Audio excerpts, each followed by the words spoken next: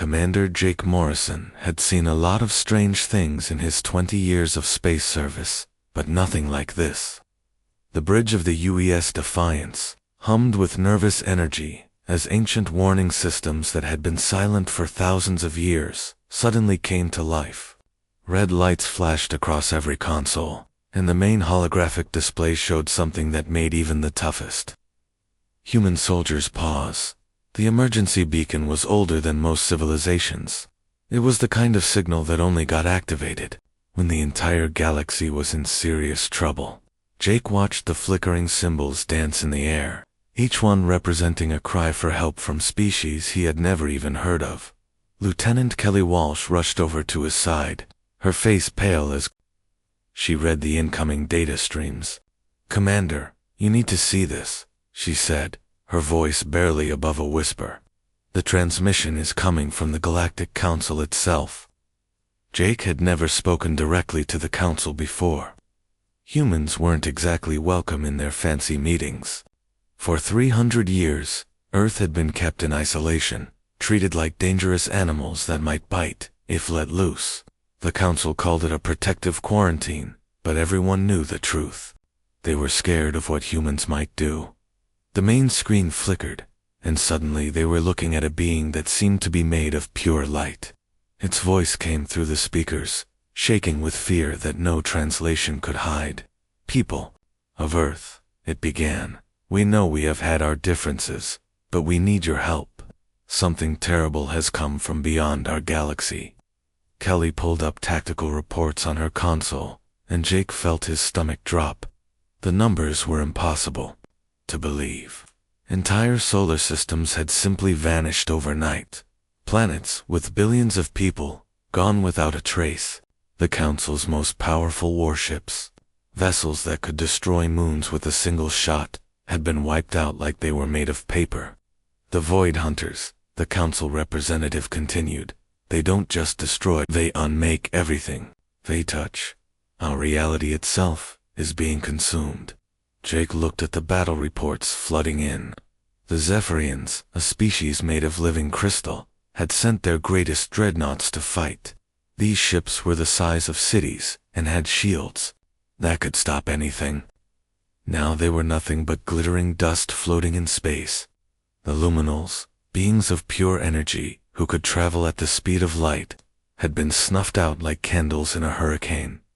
Even the Collective, a hive mind that controlled millions of ships at once, had gone silent. Their massive fleet, which had never lost a single battle in recorded history, had simply stopped responding to all communications. "Sir," Kelly said quietly, "they're offering us everything. Full membership in the Galactic Council, access to all their technology, even their most guarded secrets. They're desperate." Jake almost laughed. For centuries, the Council had treated humans like violent barbarians. They had isolated Earth, restricted trade, and made it clear that humanity was not welcome among the civilized species of the galaxy. Human diplomats had been turned away. Human merchants had been banned from major trade routes, and human explorers had been arrested for simply trying to make contact. Now, with their backs against the wall and their greatest warriors defeated, they were begging the savage humans for help. Jake thought about his crew, about the thousands of men and women serving on ships throughout the human fleet. They were tough, resourceful, and had learned to survive in conditions that would kill most other species, while the galaxy's elite had built beautiful, efficient ships designed for peaceful exploration. Humans had created vessels built for war and survival. The Council representative was still talking, describing the horror spreading across the galaxy, but Jake had already made his decision. He looked at Kelly and saw the same determination in her eyes that he felt in his heart. "Lieutenant," he said with a grim smile, "send a message to Fleet Command. Tell them to prep every ship we have." He paused, watching the desperate alien on the screen. "Looks like it's time to show the universe exactly why they were so afraid of us in the first place." Admiral Tom Bradley stood in the command center of the UES Retribution, reading the official request from the Galactic Council for the third time. The message was written in formal diplomatic language, but he could read between the lines. They were terrified. The retribution was nothing like the ships other species built, where alien vessels were smooth and beautiful. Human ships looked like they had been through a war before they even left port. The hull was covered in scars from asteroid impacts. The armor plating was thick and practical, and every system had at least 2 backups. Other species called human ships ugly. Humans called them reliable. Captain Beth Carter walked onto the bridge of her destroyer, the Vendetta, carrying a stack of mission reports. Her crew gathered around as she spread the papers across the tactical table. The information inside was unlike anything they had seen before. "All right, people, listen up," Beth said, looking at each of her officers. "According to these reports, we're going up against something that doesn't just blow things up. These void hunters actually erase things from existence. They make reality itself disappear." Her weapons officer, a tough veteran named Rodriguez, whistled low. "So we're fighting enemies that can delete us from the universe itself." Beth nodded grimly. "That's about right. But hey, remember when we had to fight those space pirates in the gravity well of a black hole? Or when we had to navigate through that solar storm that fried every computer on the ship? This is just another day at the office for us." The crew chuckled. They had all grown up on Earth, a planet that seemed determined to kill everything living on it. Earthquakes, hurricanes, volcanoes, ice ages, meteor impacts, and deadly animals were just part of life. Other species came from worlds where the weather was always perfect and nothing ever went wrong. Humans came from a world where survival meant being ready for anything. Down in the Marine quarters, Colonel Danny Torres was addressing his troops. The Marines were the toughest of the tough, soldiers who had trained in every hostile environment Earth could offer. They had fought in the frozen wastelands of Antarctica, the crushing depths of ocean trenches, and the burning deserts where the sun could kill you in minutes. "Listen up, Marines," Torres said, his voice carrying across the packed room. "The galaxy's fancy boys got their butts kicked by something nasty. Now they want us to clean up their mess." The Marines laughed and cheered. They had heard this story before. Every time the civilized species got into trouble they couldn't handle, they came running to the humans they had spent so long looking down on. "These aliens think we're crazy because we come from a world that's constantly trying to murder us," Torres continued. "They think we're violent because we had to fight tooth and nail just to survive our own planet. Well, today, we're going to show them that being crazy and violent isn't a bug, it's a feature." Throughout the human fleet, similar scenes were playing out. 200 ships were preparing for war, and every single one of them had been built with one thing in mind: survival. While other species designed their vessels to be fast and efficient, humans built theirs to take a beating and keep fighting. The Thunderbolt had armor plating that could withstand direct impacts from asteroids the size of buildings. The Ironclad had engines that could function even when half the ship was on fire. The Defiant had been specifically designed to operate in the radiation-soaked environment near black holes. Admiral Bradley looked out at his fleet through the observation deck of the Retribution. Every ship was battle-tested, every crew was experienced, and every weapon system had been proven in combat. The galaxy's elite forces had been wiped out by an enemy they couldn't understand, but humans had something those other species didn't have. They had learned to thrive in impossible conditions. The final preparations were complete. Navigation systems were locked onto the coordinates where the Void Hunters had last been spotted. Weapons were loaded with ammunition designed to work in environments where the laws of physics might not apply. Medical bays were stocked with supplies for injuries that might not even exist yet.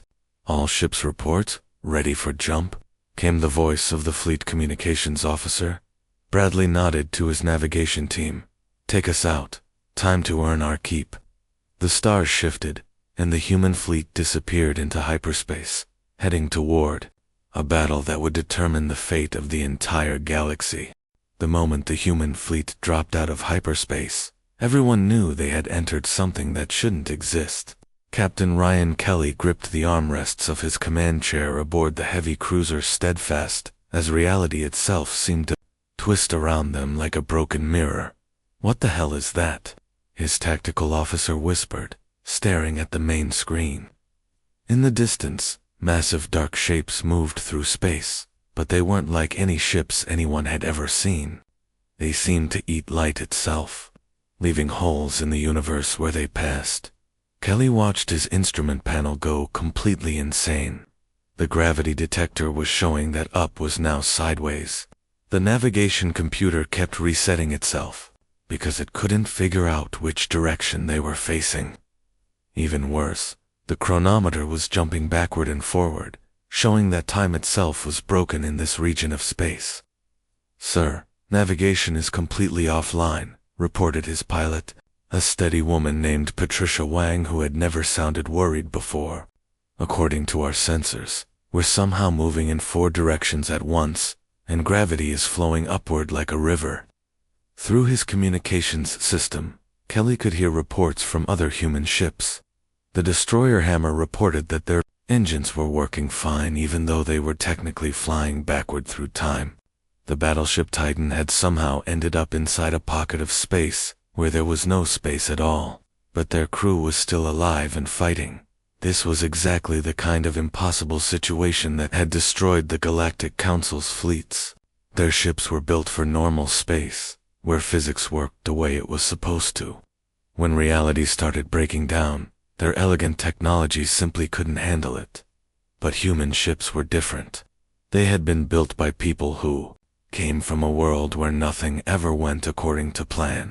Earth had taught humanity that if something could go wrong, it would go wrong. So they had learned to build things that could keep working even when everything else failed.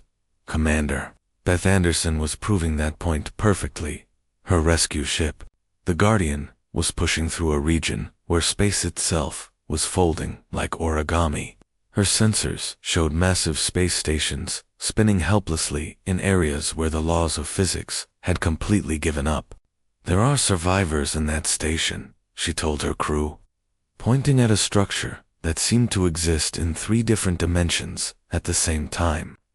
Council records show it had over 50,000 people living there.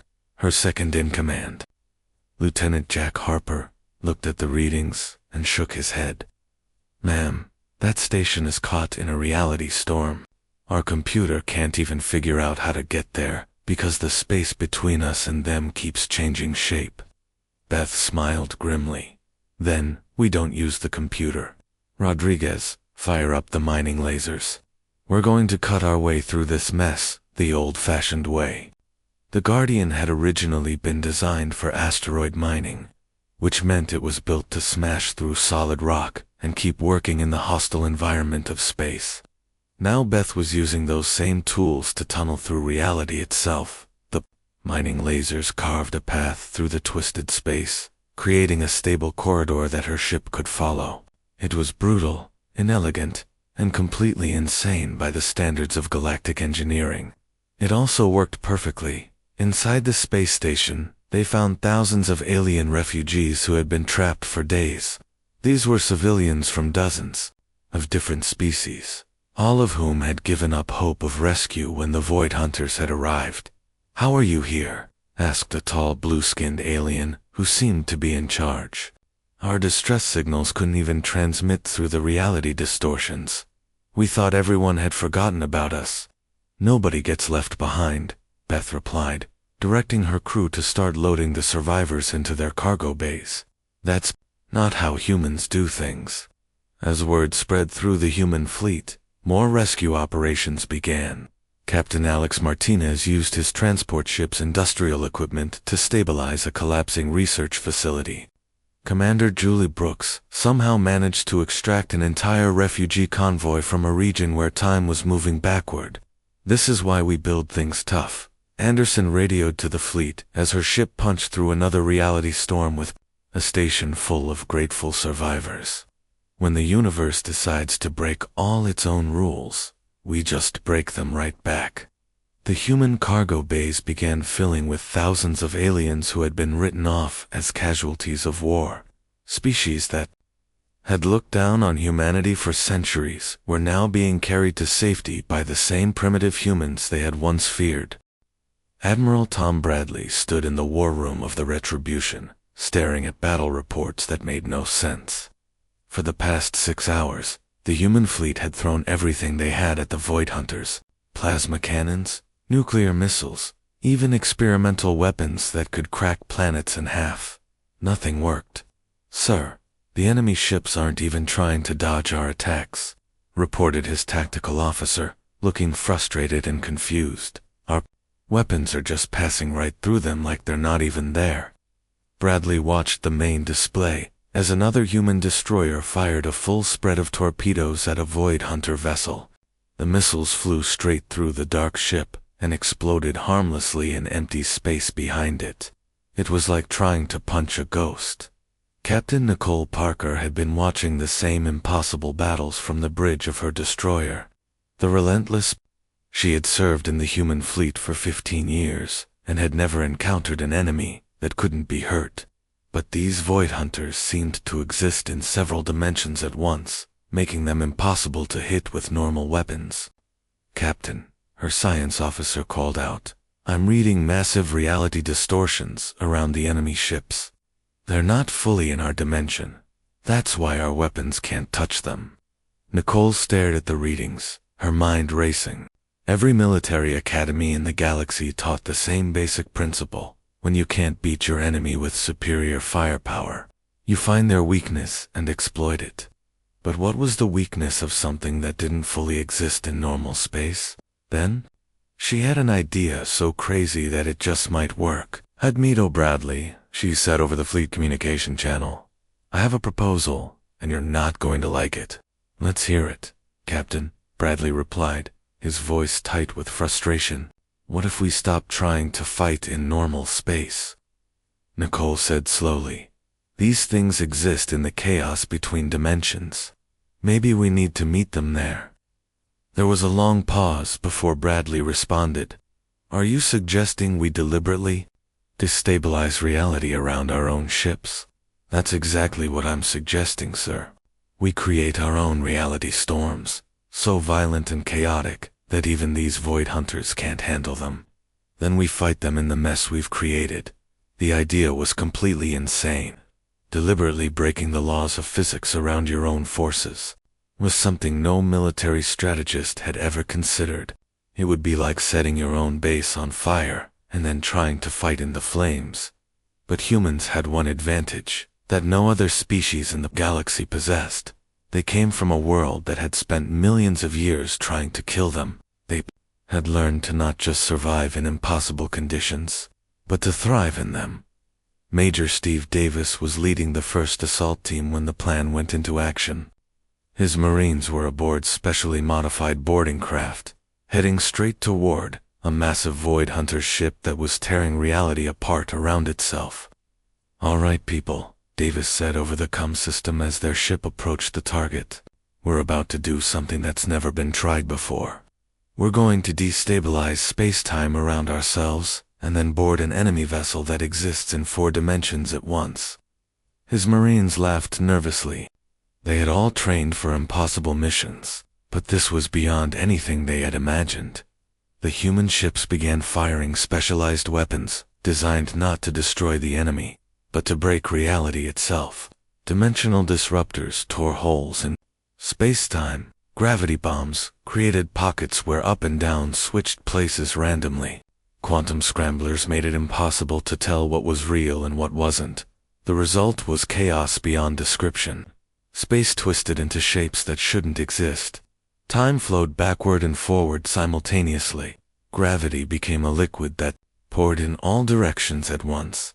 For the first time since the battle began, the Void Hunters seemed confused. These entities had evolved to hunt in the stable chaos they created. But the humans had made something far worse, completely unpredictable. Chaos that changed every second. "Contact!" Davis shouted, as his Marines finally managed to board a Void Hunter vessel in a region where physics had completely given up. We're fighting in a corridor where the walls are made of compressed time. His troops opened fire with weapons designed to work in impossible conditions. Unlike the elegant energy weapons used by other species, human guns were simple, brutal, and reliable. They worked just as well when reality was broken as they did in normal space. The Void Hunters, for the first time in the battle, began to retreat. They had never encountered an enemy crazy enough to weaponize chaos itself. "They don't like it when we make things even weirder than they do," Davis reported as his team secured their first victory. "Looks like we found their weakness. They can handle normal chaos, but they can't deal with human-level insanity."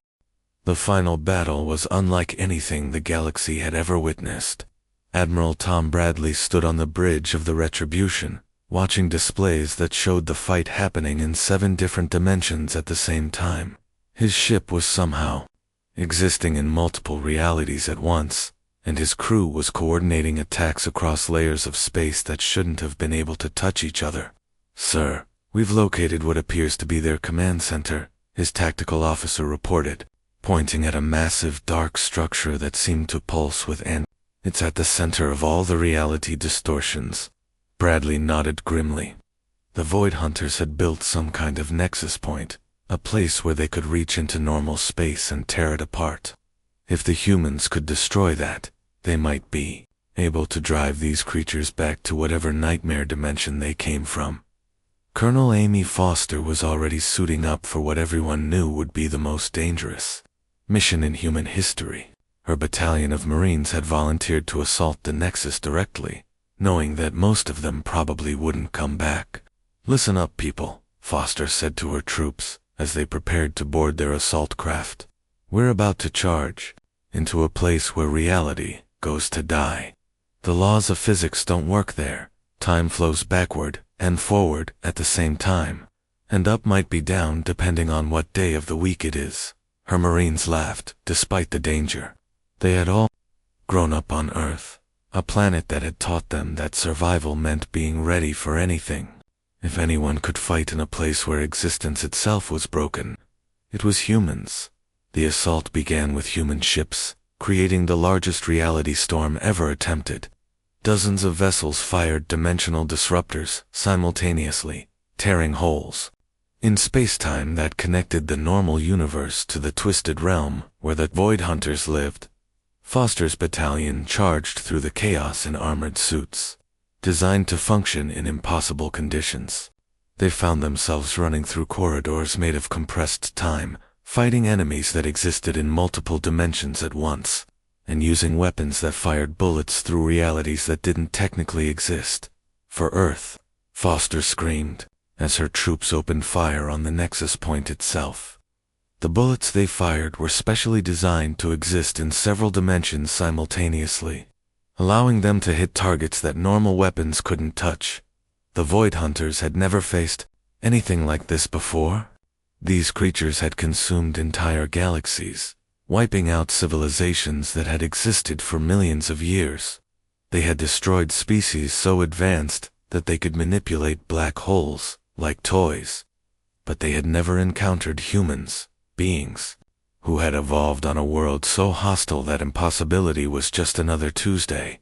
One by one, the massive Void Hunter ships began to retreat.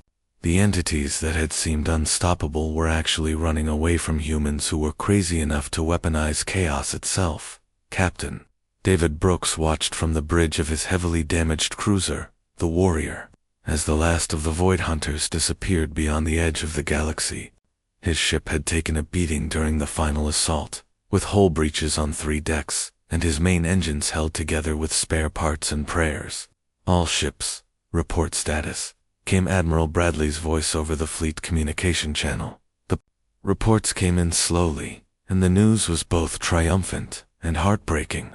The human fleet had won the most important battle in galactic history, but the cost had been high. 17 ships had been lost when the dimensions they were fighting in collapsed completely, taking their crews with them into whatever lay beyond reality. But thousands of worlds were safe, because those brave men and women had been willing to fight in places where existence itself broke down. Then came a message that no human had ever expected to hear. The Galactic Council, the same organization that had kept Earth isolated for 3 centuries, sent a transmission to Admiral Bradley. "Admiral Bradley," the message began, the voice of the council leader carrying none of its usual condescension. "The quarantine on your species is hereby permanently lifted. You are not our prisoners anymore. You are our guardians." As the human fleet began the long journey back to Earth, everyone knew that nothing would ever be the same. For centuries, humans had been treated like dangerous animals that needed to be kept away from civilized society. Now they were being welcomed as the galaxy's protectors against the darkness that lay between the stars. The universe had learned an important lesson. Sometimes the species you fear the most are the ones you need when everything else fails.